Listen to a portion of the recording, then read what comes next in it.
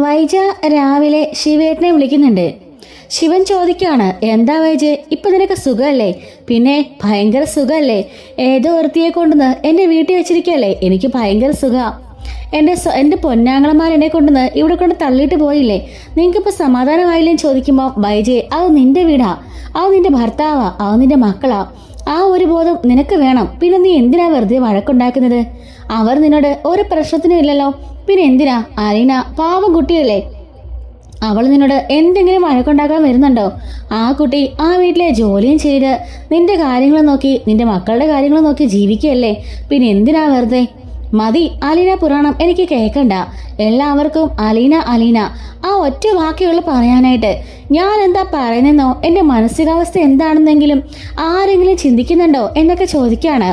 അല്ല, നീ ഇപ്പോൾ രാവിലെ അർജുനോട് വിളിക്കണമെങ്കിൽ എന്തെങ്കിലും കാരണമുണ്ടല്ലോ. എന്താ കാര്യം, നീ അത് പറ. വീണ്ടും വഴക്കുണ്ടാക്കി എങ്ങോട്ടെങ്കിലും പോകാനുള്ള പ്ലാനാണോ? അതൊന്നും അല്ല, ഞാനേ ഗൗരവമുള്ള ഒരു കാര്യം പറയാൻ വിളിച്ചതാ. എന്താണാവോ ഇത്ര ഗൗരവമുള്ള കാര്യം? ശിവേട്ടാ, അത് പിന്നെ നമ്മൾ 4 മക്കളല്ലേ, നമുക്ക് അച്ഛനങ്ങനെ വിൽപത്രം ഒന്നും എഴുതി തരുവോ, നമ്മുടെ സ്വത്തുവകകൾ പിരിച്ചു തരുവോ ഒന്നും ചെയ്തിട്ടില്ലല്ലോ. നമുക്കതുകൊണ്ട് പാർട്ടീഷൻ നടത്താം. നമുക്ക് 4 പേർക്കുള്ളത് 4 പേർക്ക് വീതിച്ചെടുക്കാം. അതല്ലേ അതിൻ്റെ വശം എന്ന് പറയുമ്പം ശിവൻ ചോദിക്കുകയാണ്, നിനക്കെന്താടി ഭ്രാന്തുണ്ടോ? എല്ലാവരും അവനവൻ്റെ രീതിക്ക് ജീവിച്ചുകൊണ്ടിരിക്കുകയല്ലേ.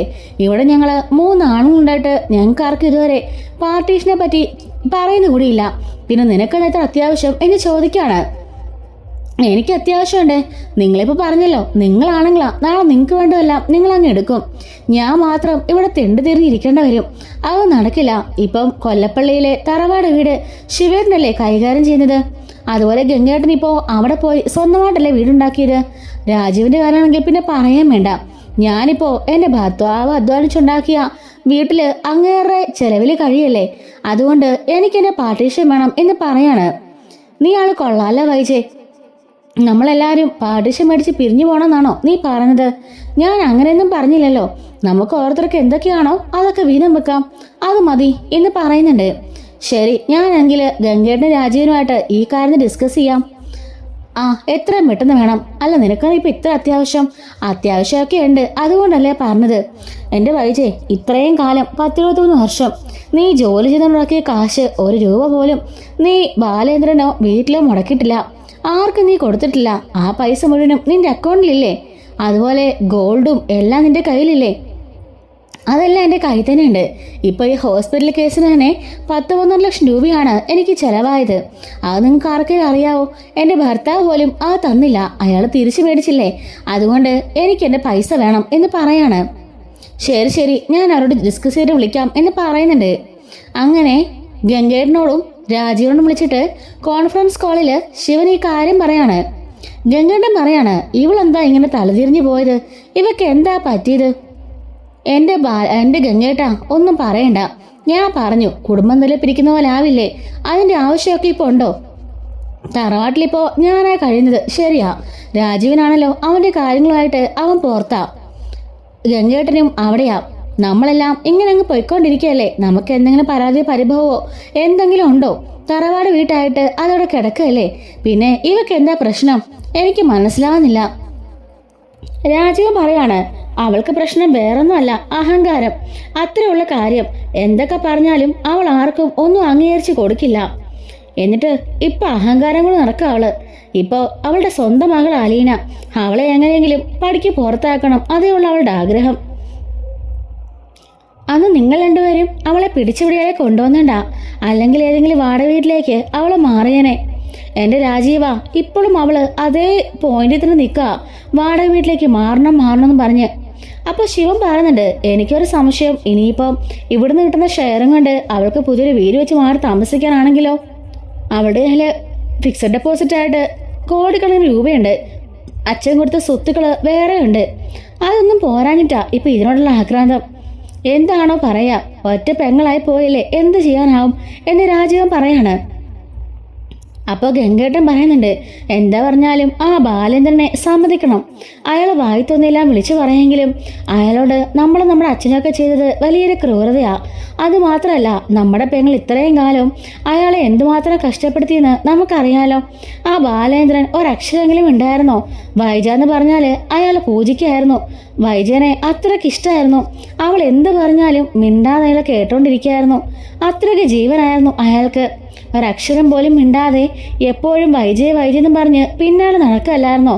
അങ്ങനെയുള്ളൊരു പാവം മനുഷ്യനെ അവൾ ചവിട്ടി തേക്കായിരുന്നു. ആ ബാലചന്ദ്രനെ മക്കളെയും അവളൊന്ന് സ്നേഹിച്ചിട്ട് കൂടിയില്ല. അവക്കെപ്പോഴും അവൾ മാത്രമാ വലുത്. അവളുടെ അഹങ്കാരവും അവളുടെ ആ ഒരു ഈഗോയും ഒക്കെ അവൾ ഒരിക്കലും മാറ്റി വെച്ചിട്ടില്ല. ആ ബാലേന്ദ്രൻ അതെല്ലാം ക്ഷമിക്കുകയും സഹിക്കുകയും ചെയ്യായിരുന്നു അവക്കും മക്കൾക്കും വേണ്ടി. പക്ഷേ ആ നിമിഷം അവൾ തന്നെ ചതിക്കുകയായിരുന്നു. തൻ്റെ ഭാര്യയ്ക്ക് മാറ്റിയൊരു കുട്ടിയുണ്ടെന്ന് അറിഞ്ഞപ്പോഴല്ലേ അയാൾ പ്രതികരിക്കാൻ തുടങ്ങിയതും അയാൾ തകർന്നു പോയതും. ശരിക്കും ബാലേന്ദ്രൻ്റെ സ്ഥാനത്തു നിന്ന് നമ്മൾ ചിന്തിച്ചു നോക്കിയേ. നമ്മൾ ബാലിനെ എപ്പോഴും കുറ്റം പറയും. പക്ഷെ സംഭവിച്ചെന്താണെന്ന് നമ്മളൊന്ന് ആലോചിച്ച് നോക്ക്. നമ്മുടെ ഭാര്യയ്ക്കാണ് വിവാഹത്തിനു മുമ്പ് ഇങ്ങനൊരു കുട്ടിയുണ്ടെന്ന് അറിഞ്ഞാൽ നമുക്കാർക്കെങ്കിലും സഹിക്കാനാവോ? അയാളും അതേ മാനസികാവസ്ഥയിലാണ്. ആ വാർത്ത കേട്ട് ചങ്ക് തകർന്നു വീണല്ലേ അയാൾ ഹോസ്പിറ്റലായത് ആദ്യം. അതാ ഞാൻ പറഞ്ഞത്, അയാൾ വാനോളം ഭൂമിയോളം ക്ഷമിക്കുന്നുണ്ട്. നമ്മുടെ പെങ്ങളാണ് ഒരു രക്ഷയില്ലാത്ത. ശിവൻ പറയാണ്, ഗംഗേട്ടാ ഞാനൊരു കാര്യം പറയട്ടെ, നമുക്ക് കാര്യമായിട്ട് അവളെ ഇങ്ങോട്ടേക്ക് വിളിപ്പിക്കാം. നമുക്ക് കൊല്ലപ്പള്ളിയിൽ എല്ലാവർക്കും കൂടെ കൂടാം. ഒരു ദിവസം ലീവ് എടുക്കാം. എന്നിട്ട് അമ്മയും വിളിച്ചിരുത്തിക്കൊണ്ട് പഴയ നടന്ന സംഭവങ്ങളെല്ലാം അവളോട് പറയാം. അത് മാത്രമല്ല, അലീന അവളുടെ മകളാണെന്നുള്ള കാര്യം കൂടി പറയാം. പക്ഷെ ബാലേന്ദ്രൻ അത് അറിഞ്ഞൊന്നും പറയണ്ട. അങ്ങനോട് പറയുകയാണെങ്കിൽ അവൾ തിരിച്ചറിയാലോ സ്വന്തം മകളാണെന്ന്. പിന്നെ അലീനയായിട്ട് അവളൊരു വിഷയത്തിലൊന്നും പോവില്ല. അവളുടെ ആ സ്നേഹം കാണിക്കും. അടങ്ങി ഒതുങ്ങി വീട്ടിൽ നിൽക്കുകയും ചെയ്യും. അവളുടെ ഈ മാറ്റത്തിൽ ബാലേന്ദ്രനും ആ ഒരു മാറ്റം ഉണ്ടാവും. അലീനെ സ്നേഹിക്കുമ്പം അയാൾക്ക് മാറ്റം ഉണ്ടാവുമല്ലോ.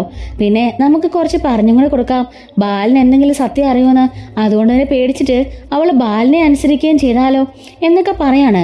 ഗംഗേട്ടൻ പറയുന്നുണ്ട്, ഇവള് സത്യം അറിഞ്ഞാൽ എങ്ങനെ റിയാക്ട് ചെയ്യുന്ന നമുക്ക് പറയാനാവില്ല. നമ്മൾ വിചാരിക്കുന്നത് പോലെയല്ല അവൾ റിയാക്ട് ചെയ്യുന്നതെങ്കിലോ. വൈജയങ്ങാണം സത്യം അറിഞ്ഞാൽ എന്താ ഉണ്ടാകാൻ പോണേന്ന് അന്ന് ബാലേന്ദ്രൻ പറഞ്ഞല്ലേ.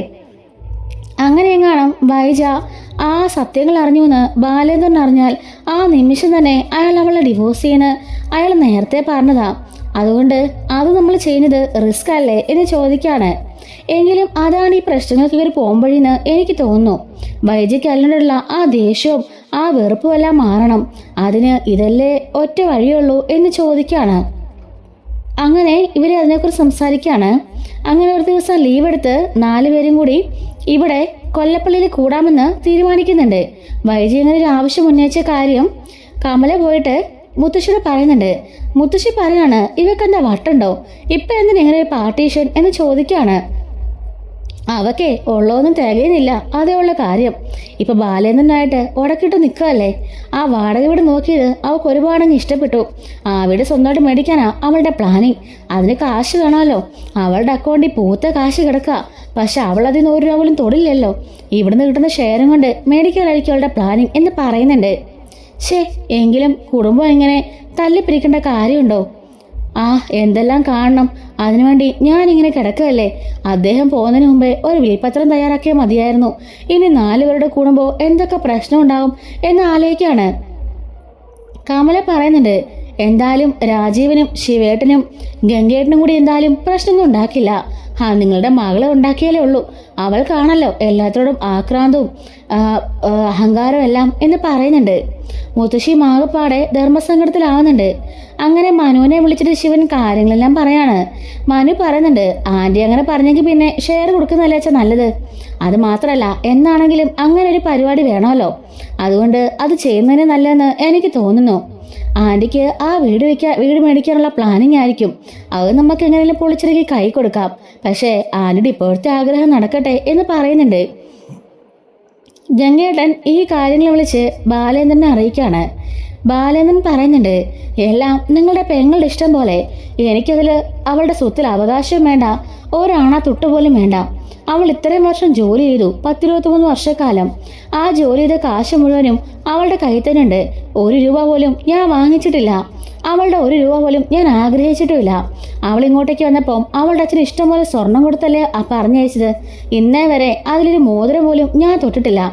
എൻ്റെ സ്വർണ്ണക്കടയിൽ നിന്ന് അവൾക്ക് തോന്നുമ്പോഴെല്ലാം അവളൊന്ന് സ്വർണം എടുത്തിട്ടുണ്ട്. ഇഷ്ടം പോലെ സമ്മാനമായിട്ട് ഞാനും കൊടുത്തിട്ടുണ്ട്.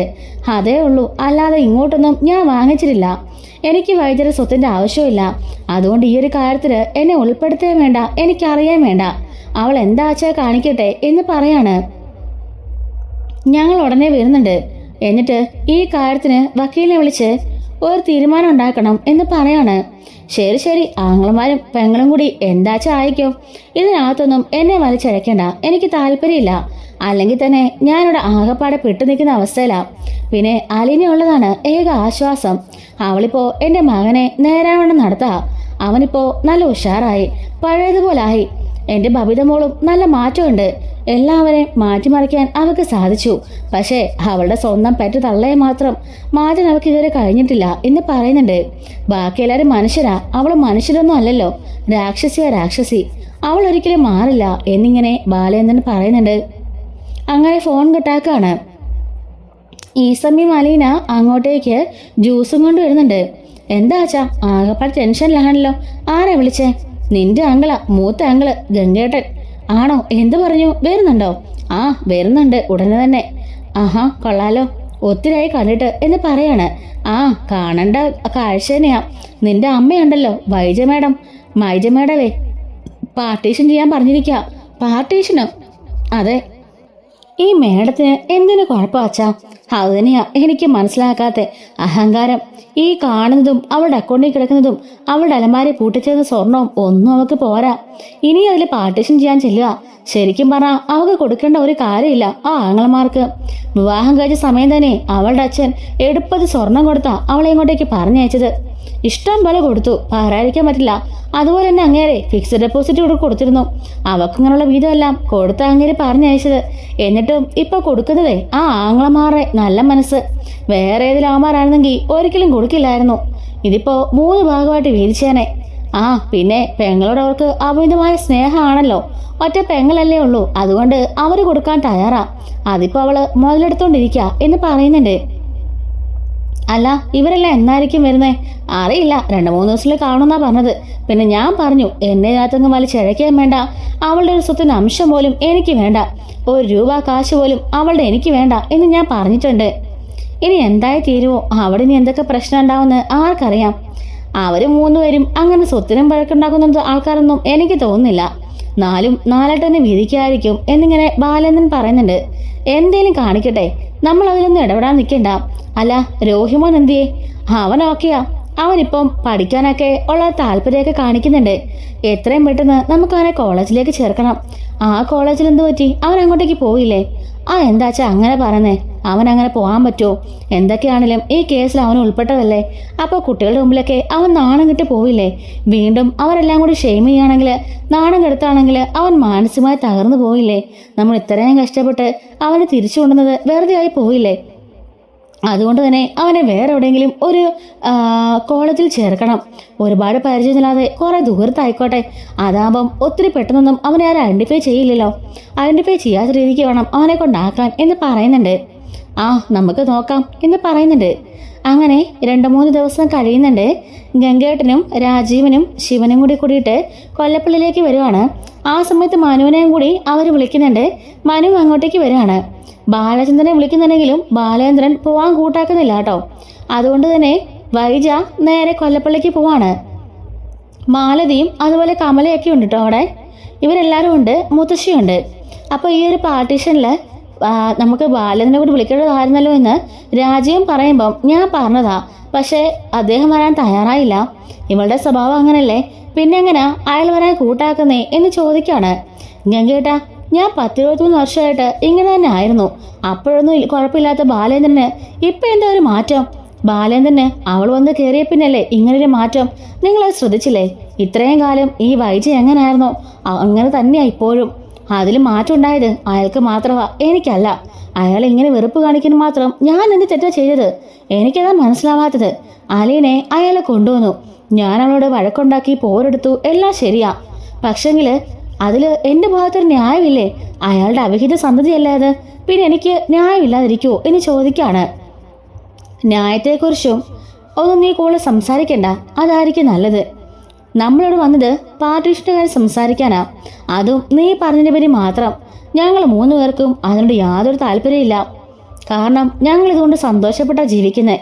ഞങ്ങളെല്ലാവരും ഓരോ വഴിക്ക് അധ്വാനിച്ച് കാശുണ്ടാക്കുന്നുണ്ട്, ജീവിക്കുന്നുണ്ട്. നിനക്കാണല്ലോ ഇപ്പൊ അത്യാവശ്യം പാർട്ടീഷൻ നടത്തണമെന്ന്. എങ്കിൽ പിന്നെ നിന്റെ ആഗ്രഹങ്ങൾ സാധിക്കട്ടെ എന്ന് ഞങ്ങളും കരുതി എന്ന് പറയുന്നുണ്ട്. അത് പിന്നെ എനിക്കൊരു വീട് വാങ്ങിക്കണം സ്വന്തമായിട്ട്. ഗംഗയുടെ ചോദിക്കാണ്, നിന്നെ അവിടെ കൊണ്ടാക്കിയത് വേറെ എന്തിനാണെന്നാ നീ കരുതിയത്? അത് ബാലേന്ദ്രന്റെ വീടാ. അത് മാത്രമല്ല, അത് പിൽക്കാലത്ത് അലീനയുടെ കൂടെ ആവത്തില്ലേ? എന്റെ 3 മക്കൾക്കുള്ള അവകാശം പോലെ അലീനയ്ക്കും അതിനൊരു അവകാശം കാണും. അതുകൊണ്ട് അവിടെ താമസിക്കാൻ എനിക്ക് ബുദ്ധിമുട്ടുണ്ട്. ഏതെങ്കിലും കാലത്ത് അലീനയും അയാളും കൂടി എന്നെ ഇറക്കി വിടുകയാണെങ്കിൽ എനിക്ക് പോയി താമസിക്കാൻ ഒരു വീട് വേണമല്ലോ. ഇവിടെ കിട്ടുന്ന ഷെയർ കൊണ്ട് ഒരു വീട് വാങ്ങിച്ചിടാനാ എന്റെ പ്ലാനിങ്. ഇപ്പൊ മാറുന്ന കാര്യത്തെ പറ്റിയൊന്നും ഞാൻ ആലോചിച്ചിട്ടില്ല. പക്ഷെ എന്നാണെങ്കിലും ഞാൻ ഇറങ്ങി പോകേണ്ടവളല്ലേ. അത് ബാലേന്ദ്രന്റെ വീടാ, ബാലേന്ദ്രന്റെ മക്കളാ ആ 4 പേരും. അതുകൊണ്ട് അയാൾ എങ്ങനെയോ ജീവിക്കട്ടെ, എനിക്ക് ഒന്നും അറിയേണ്ട ആവശ്യമില്ല. അങ്ങനെ വക്കീൽ അങ്ങോട്ടേക്ക് വരുന്നുണ്ട് കേട്ടോ.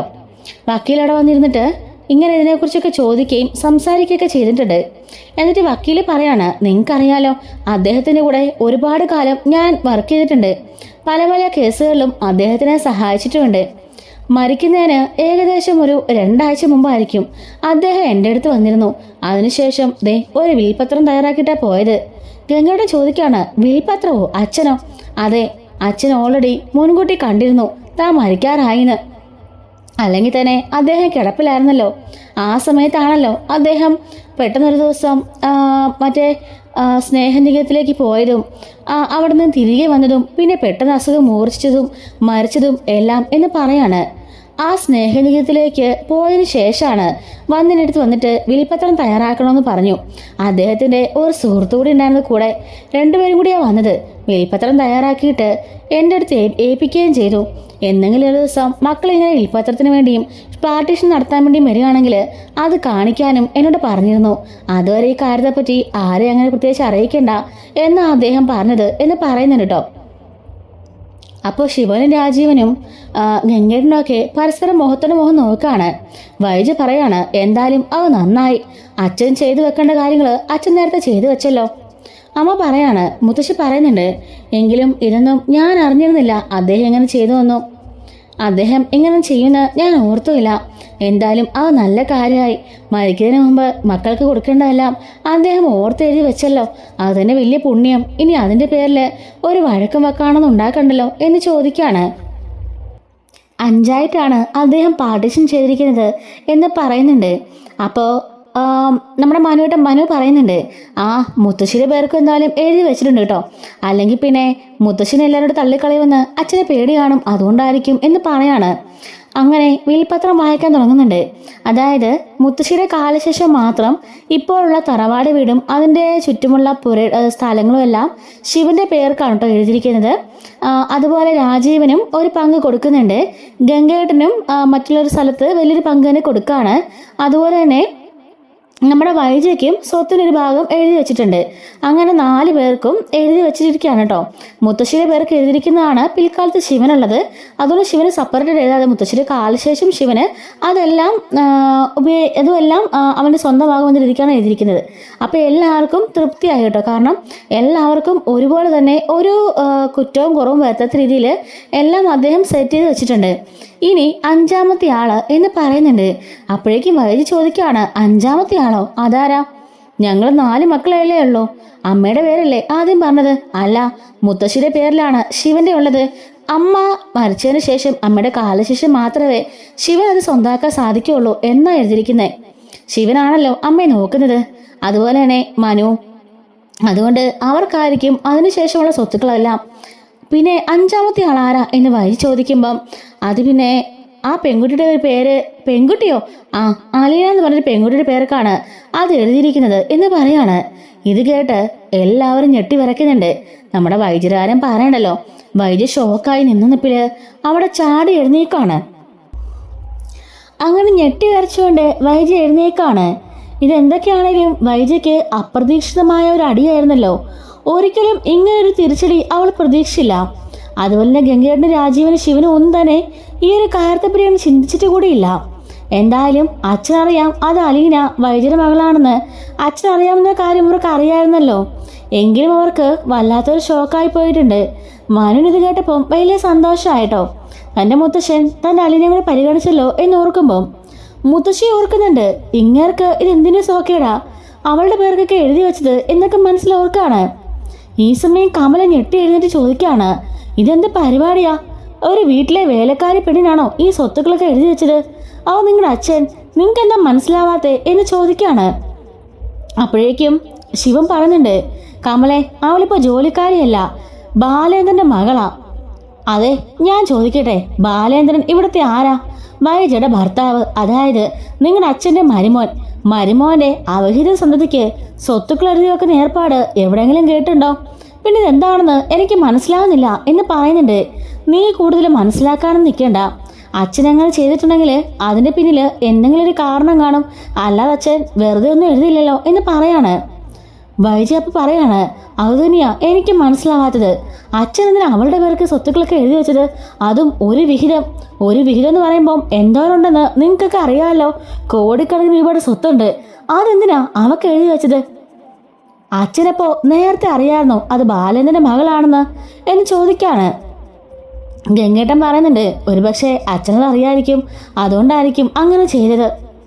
അപ്പം നമ്മുടെ മുത്തശ്ശി ചോദിക്കാണ്, എങ്കിലും ഗംഗേധര, ഞാനൊരു കാര്യം ചോദിക്കട്ടെ. അത് വൈദ്യയുടെ മകളല്ലല്ലോ. അത് എന്തൊക്കെ പറഞ്ഞാലും ബാലേന്ദ്രന് അവിഹിതത്തിലുണ്ടായ കുട്ടിയല്ലേ. അങ്ങനെ നോക്കുമ്പോൾ അവൾക്ക് ആരെങ്കിലും അങ്ങനെ സ്വത്തുക്കൾ എഴുതി വെക്കുവോ എന്ന് ചോദിക്കാണ്. വൈദ്യ പറയാണ്, ഇതിന് ഞാൻ സമ്മതിക്കില്ല. ഇതിന് ഞാൻ കോടതിയിൽ പോവും, കേസ് കൊടുക്കും. അങ്ങനെ അവള് ഈ സ്വത്തുക്കൾ കൊണ്ട് സുഖിക്കേണ്ട എന്ന് പറയുന്നുണ്ട്. അപ്പോഴേക്കും വക്കീൽ പറയുന്നുണ്ട്, അത് നിങ്ങളുടെ ഇഷ്ടം. പക്ഷെ നിങ്ങളുടെ അച്ഛൻ മരിക്കുന്നതിന് കുറച്ച് ദിവസങ്ങൾക്ക് മുമ്പേ വന്ന് രജിസ്റ്റേർഡായിട്ട് ചെയ്ത വിൽപ്പത്രാണിത്. ദേ, ഇതിൻ്റെ കോപ്പിയുണ്ട്, എല്ലാവരും നോക്കിക്കോ. അലയുടെ പേർക്ക് ഒരു വിഹിതം അദ്ദേഹം എഴുതി വെച്ച് തന്നെയാണ്. അദ്ദേഹം ഇതിൽ എഴുതിയിരിക്കുന്നത് തൻ്റെ കൊച്ചുമകൾക്ക് ഇഷ്ടദാനമായിട്ട് കൊടുക്കുന്നുവെന്നാണ്. ഇഷ്ടദാനം കൊടുത്ത സാധനമായതുകൊണ്ട് തന്നെ നിങ്ങളിത് കേസിന് പോയാലും അതിനുള്ള ഫലമൊന്നും ഉണ്ടാകാൻ പോണില്ല. എങ്ങനെ പോയാലും ഇതിനൊക്കെ തീർപ്പുണ്ടാവണമെങ്കിൽ ഒരു 15 വർഷമെങ്കിലും എടുക്കും എന്ന് പറയുന്നുണ്ട്. വൈദ്യ പറയാണ്, അത് എവിടുത്തെ ഏർപ്പാടാ? ഞങ്ങളുടെ അച്ഛനല്ലേ അത്. അദ്ദേഹം എങ്ങനെയാ വേറെ പെൺകുട്ടിക്ക് അത് എഴുതി കൊടുക്കുന്നത്, അതും വെല്ലവൻ്റെയും കൊച്ചിന് എന്ന് ചോദിക്കാണ്. മേഡം, അതൊന്നും എനിക്കറിയില്ല. അദ്ദേഹം പറഞ്ഞതുപോലെ എല്ലാം ലീഗലിയുള്ള എല്ലാ കാര്യങ്ങളും നിയമപരമായിട്ട് ചെയ്തു തന്നെയാണ് ഞാൻ ഈ വിൽപ്പത്രം തയ്യാറാക്കിയത്. അത് രജിസ്റ്റർ ചെയ്യുകയും ചെയ്തിട്ടുണ്ട്. അലീനയ്ക്ക് സ്വന്തം കൊച്ചുമകൾക്ക് ഇഷ്ടദാനം കൊടുക്കുമെന്നാണ് അദ്ദേഹം എഴുതിയിരിക്കുന്നത്. അതുകൊണ്ട് തന്നെ നിങ്ങൾക്കതിനെ ഒന്നും ചെയ്യാൻ പറ്റില്ല. നിങ്ങൾ കേസിന് പോയാൽ പോലും ഇതിനകത്തുനിന്ന് ആ കുട്ടിയുടെ അവകാശം പറിച്ചറിയാൻ സാധിക്കില്ല. ഏകദേശം 10-15 വർഷം കേസ് അടക്കായിരിക്കും. നിങ്ങൾ കേസിന് പുറകെ നടക്കുകയും ചെയ്യായിരിക്കും. പക്ഷേങ്കിൽ അതുകൊണ്ടൊന്നും പ്രയോജനമുണ്ടെന്ന് എനിക്ക് തോന്നുന്നില്ല. എഴുതി വെച്ച് തന്നെയാ. നിങ്ങൾക്ക് സംശയം ഉണ്ടെങ്കിൽ വേറെ ഏതെങ്കിലും വക്കീലിനെ കൊണ്ട് നിങ്ങൾ നോക്കിച്ചോ, എനിക്ക് കുഴപ്പമൊന്നുമില്ല എന്ന് പറയാണ്. ശിവനും രാജീവനൊക്കെ അത് നോക്കുമ്പം കമൽ തട്ടിപ്പറിച്ച് നോക്കുകയാണ്. എൻ്റെ കൊച്ചുമകൾക്ക് അലീനിക്കുന്നു പോലും ഈ നിങ്ങളുടെ അച്ഛനെന്താ വട്ടുണ്ടോ? അവളുടെയൊക്കെ പേർക്ക് സ്വത്ത് എഴുതി വെക്കാൻ. ദേ കമലെ, ആവശ്യത്തെ കാര്യം സംസാരിക്കാൻ നിൽക്കല്ലേ. അച്ഛനങ്ങനെ ചെയ്തിട്ടുണ്ടെങ്കിൽ അത് എന്തെങ്കിലും ഒരു കാരണം കാണുമെന്ന് ഞാൻ പറഞ്ഞല്ലോ എന്ന് പറയാണ്. മനു പറയുന്നുണ്ട്, മുത്തശ്ശൻ എന്നാലും പൊളിയാ. ഇങ്ങനൊരു ട്വിസ്റ്റ് ആരും പ്രതീക്ഷിച്ചില്ലല്ലോ. എല്ലാവർക്കും ഇത് നല്ലൊരു പണിയായിരുന്നു എന്ന് പറയുമ്പം വൈജി ഇങ്ങനെ പല്ലെറുമിക്കൊണ്ടിരിക്കുകയാണ്. ഞാൻ ഓർത്തത് എൻ്റെ ആങ്ങളമാരെയും പിന്നെ ഇവനെയും എൻ്റെ മക്കളെ എൻ്റെ ഭർത്താവിനെയൊക്കെയാ അവൾ വളച്ച് കൈ വെച്ചേക്കുന്നതെന്ന്. പക്ഷേ എൻ്റെ തന്ത മരിക്കുന്നതിന് മുന്നേ തന്നെ അയാളെ അവൾ കുപ്പിയിലാക്കിയതല്ലേ എന്ന് പറയുന്നുണ്ട്. മാനെ പറയുന്നുണ്ട്, ആൻറ്റി, അവളുടെ സ്നേഹവും അവളുടെ നന്മയും കൊണ്ടാ എല്ലാവരും അവളെ സ്നേഹിക്കുന്നത്. അല്ലാതെ നിങ്ങൾ വിചാരിക്കുന്നത് പോലും നല്ല. നിങ്ങൾക്കൊക്കെ എപ്പോഴും അടിയുണ്ടാക്കാനും വഴക്കുണ്ടാക്കാനും മാത്രമല്ലേ അറിയുള്ളൂ. അവളുടെ മനസ്സിന് മനസ്സിലാക്കാൻ നിങ്ങൾ ശ്രമിക്കുന്നില്ലല്ലോ. അത് മനസ്സിലാക്കിയാലേ എല്ലാം മനസ്സിലാകും എന്ന് പറയാണ്. ഇതിൽ കൂടുതലൊന്നും എനിക്ക് മനസ്സിലാക്കാനില്ലടാ. എന്ത് പറഞ്ഞാലും ഞാൻ കേസ് കൊടുക്കാൻ പോവാ. എത്ര വർഷമായാലും സാരമില്ല. അവളെ കൊണ്ട് ഞാനതൊന്നും അനുഭവിപ്പിക്കില്ല. എന്തായാലും സ്റ്റേ വരുമല്ലോ, അവൾക്ക് അനുഭവിക്കാൻ പറ്റാതെ വരുമല്ലോ, എനിക്കത് മതി എന്ന് പറയുന്നുണ്ട്. അപ്പോൾ ശിവനും രാജീവനും ഗംഗേട്ടനും ഒറ്റ സ്വരത്തിൽ പറയുന്നുണ്ട്, വൈജയ്, പക്ഷേ കേസിന് ഞങ്ങളില്ല. ഞങ്ങൾക്കത് സമ്മതമാണെന്ന് ഞങ്ങൾ എഴുതി കൊടുക്കാൻ പോവാ.